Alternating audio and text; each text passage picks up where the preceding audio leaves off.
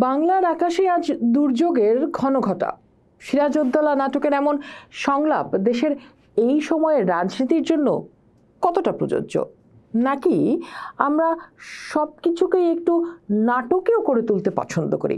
যতটা না দুর্যোগ বা সংকট, তার চেয়ে কি চলছে আলাপের বাড়বাড়ন্ত? অর্থাৎ আমরা নিজেরাই জল ঘোলা করে তুলছি।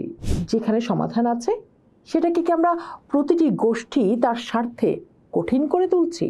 ইতিহাসের নানা মূল্য দিয়ে, এমনকি সর্বশেষ অসাধারণ জুলাই অভ্যুত্থান, এমন রক্তাক্ত আত্মদানের পরও কেন আমরা একটা জনগোষ্ঠী সাধারণ ঐক্যের রাজনৈতিক জনগোষ্ঠী হয়ে উঠতে পারছি না? বিশাল জনসমর্থন নিয়ে গঠন করা একটা সরকার মাত্র 10 মাসের মাথায় কেন সংকটের মুখে পড়ল? কেন আন্তর্জাতিকভাবে গ্রহণযোগ্য প্রধান উপদেষ্টা অধ্যাপক ডক্টর ইউনূস দেশের সাম্প্রতিক পরিস্থিতি নিয়ে হতাশ এবং ক্ষুব্ধ হলেন? যাদের নেতৃত্বে জুলাই আন্দোলন হলো, কর্তৃত্ববাদী শেখ হাসিনার সরকারের পতন হলো, মাত্র 300 দিনের মাথায় তাদের অনেকে কেন প্রশ্নের মুখে? কেন কিছু কর্মসূচি বা বক্তব্য নিয়ে প্রশ্ন উঠল? কারা প্রশ্নগুলো তুলছেন সেগুলো কতটা বিবেচনায় নেওয়া হলো?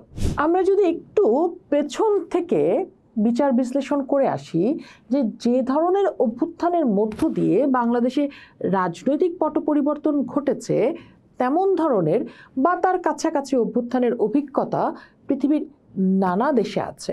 অভ্যুত্থান পরবর্তীতে তাদের অভিজ্ঞতাগুলো কি ছিল, কি ধরনের জটিলতা বা সংকটের মধ্য দিয়ে তাদের যেতে হয়েছিল, সেগুলো থেকে আমাদের কিছু শেখার আছে নাকি ছিল, সেটা বরং একটু খতিয়ে দেখি চলুন।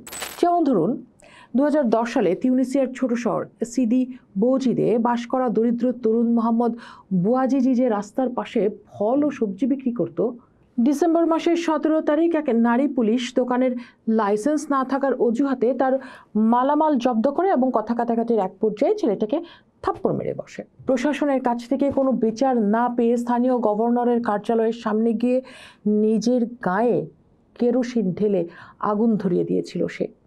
সেই আগুনে শরীরের 90% পুড়ে যায়। 18 দিন পর মারা যায় বুয়াজিজি। আর এই আগুন ছড়িয়ে পড়ে গোটা তিউনিসিয়ায়। লাখ লাখ মানুষ রাস্তায় নেমে আসে। 23 বছর ধরে প্রচণ্ড বেকারত্ব, দারিদ্র, দুর্নীতি, মত প্রকাশের স্বাধীনতার অভাব আর পুলিশের দমন নীতির যে ক্ষোভ, তা ছিল ক্ষমতায় থাকা স্বৈরশাসক বেন আলীর প্রতি।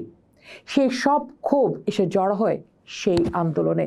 আন্দোলন দমাতে তিউনিসিয়ার সরকার সেনাবাহিনী ও পুলিশ মোতায়েন করে, চালায় গুলি, নিহত হয় মানুষ। সেই আন্দোলনের ছবি ও ভিডিও ছড়িয়ে পড়ে সারা দুনিয়ায়। আন্দোলনকারীদের প্রতি সমর্থন বাড়ে দেশ আর দেশের বাইরের মানুষের। সারা দেশের সকল শ্রেণীর মানুষের 1 মাসের আন্দোলনের তীব্রতায় পতন হয় বেন আলীর।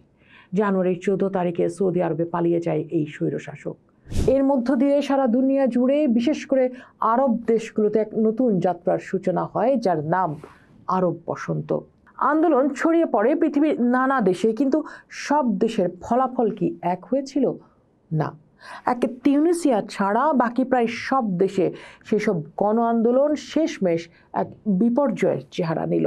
মিশরের রাজধানী কায়রোর তাহরির স্কোয়ারে আন্দোলনের মাধ্যমে হোসনি মোবারকের পতন হলে আন্দোলনকারী দল মুসলিম ব্রাদারহুড সরকার গঠন করে, কিন্তু মাত্র 12 মাসের মাথায় সেনা অভ্যুত্থান ঘটে।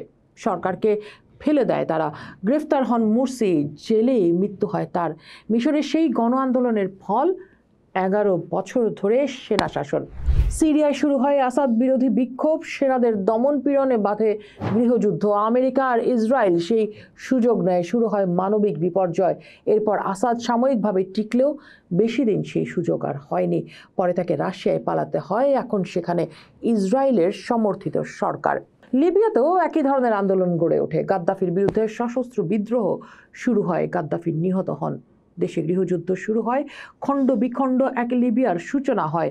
এক সময়ের বিপুল ধনাঢ্য দেশ লিবিয়া এখন এক বিশৃঙ্খল জনপদের নাম। 2011-তে আরব বসন্ত ছড়িয়ে পড়ে ইয়েমেনেও। গণরোষের মুখে প্রেসিডেন্ট সালেহ পদত্যাগ করলে হুতি বিদ্রোহ থেকে শুরু হয় গৃহযুদ্ধ। সেখানে মাথা ঢোকায় আল কায়দা, আর সৌদি আরবের হস্তক্ষেপ বাড়ায় যুদ্ধের পরিধি। এই মুহূর্তে ইয়েমেন পৃথিবীর সবচেয়ে বেশি ক্ষুধার্ত মানুষের রাষ্ট্র। ১.৫ দশকে প্রাণ হারিয়েছে প্রায় ৪.৫ লাখ মানুষ। ৮৬% মানুষকে অন্য দেশ থেকে পাঠানো খাবারের উপর নির্ভর করতে হয়। এই তালিকা কিন্তু দীর্ঘ। Bahrain, Algeria, Morocco, Oman, Jordan হয়ে বসন্ত ছড়িয়ে পড়ে সুদান পর্যন্ত। কিন্তু ভাই, সর্বত্রই সেসব আন্দোলন ব্যর্থ হয়েছে। হয়তো আগের সরকার টিকে গেছে, গণতন্ত্র পুনরুদ্ধার হয়নি, গৃহযুদ্ধ লেগে গেছে, না হয় অন্য কোনো সংকট দেখা দিয়েছে।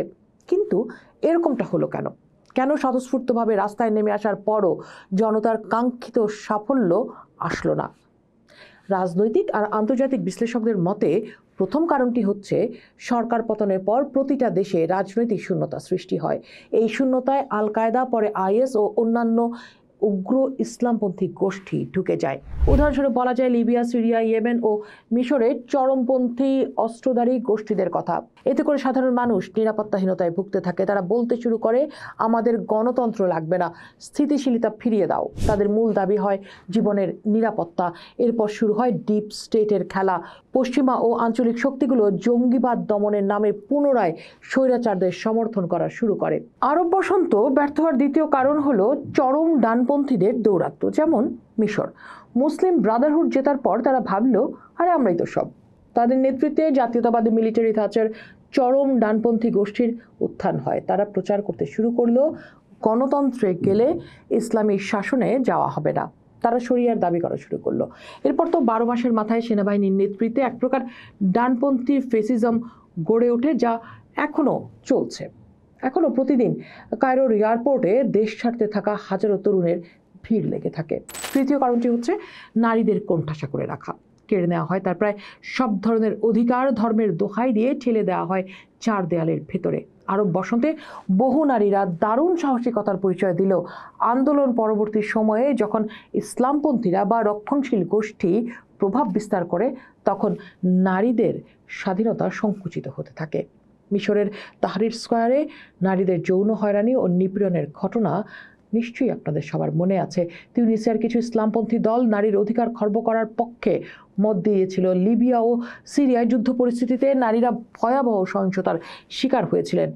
নারীরা রাজনীতি ও সামাজিক সংস্কারে অংশগ্রহণ হারায়। আরব বসন্ত একটি পুরুষতান্ত্রিক প্রাধান্যপূর্ণ বিপ্লব হয়ে ওঠে শেষ পর্যন্ত। ৫ নম্বর কারণটি হলো ধর্মনিরপেক্ষতা বনাম ইসলামপন্থীদের বিভাজন।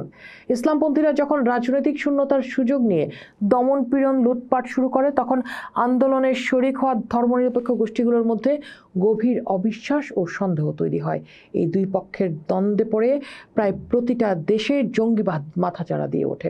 সর্বশেষ কারণটা হলো রাজনৈতিক নেতৃত্ব ও সংগঠনের অভাব। সেসব আন্দোলন স্বতঃস্ফূর্ত হলেও সরকার গঠনের পর একটা সুসংগঠিত, অভিজ্ঞ রাজনৈতিক নেতৃত্বের অভাব ছিল। গণবিক্ষোভ সফল হলেও এরপর কি হবে সেই প্রশ্নের উত্তর কারো ছিল না। ফলে সরকার চলে এমন কিছু লোকের বুদ্ধিতে যাদের জনসম্পৃক্ততা ছিল না।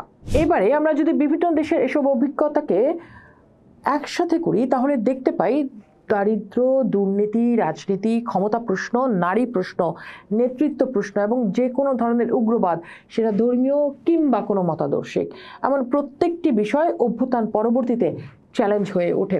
বাংলাদেশে এগুলো চ্যালেঞ্জ হয়ে উঠেছিল অভ্যুত্থান পরবর্তী সময়ে। কিন্তু সেগুলোকে আমরা কি যথাযথভাবে অ্যাড্রেস করেছি? সরকার নিজে বলছে অভ্যুত্থানের মধ্য দিয়ে তাদের ম্যান্ডেট হলো সংস্কার, জুলাই হত্যাকাণ্ডের বিচার এবং নির্বাচন করা। তাহলে এই সময় পর্যন্ত কোনো বিষয়কে কি সরকার যথাযথভাবে আস্থায় নিয়ে দৃশ্যমান করতে পেরেছে? কেন অভ্যুত্থানের 10 মাস পর এসেও রাজনৈতিক দলগুলোর মধ্যে নির্বাচনের সময় নিয়ে মতভেদ, সরকারের সাথে বিতর্ক থেকে যাচ্ছে? কেন হচ্ছে মব ভায়োলেন্স, আওয়ামী কিংবা ফেসিস্ট আমলের মতো ট্যাগিং কালচারের ঘটনা?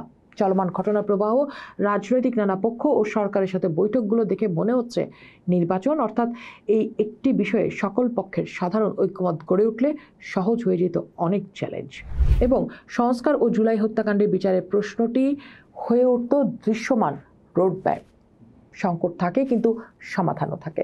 সমাধানের জন্য এখনো সময় কিন্তু আছে। প্রশ্ন হচ্ছে সেটা আমরা কাজে লাগাবো কিনা সহনশীলতা ও সাহস আর রাজনৈতিক গণতান্ত্রিক সাংস্কৃতিক দূরদর্শিতার সাথে।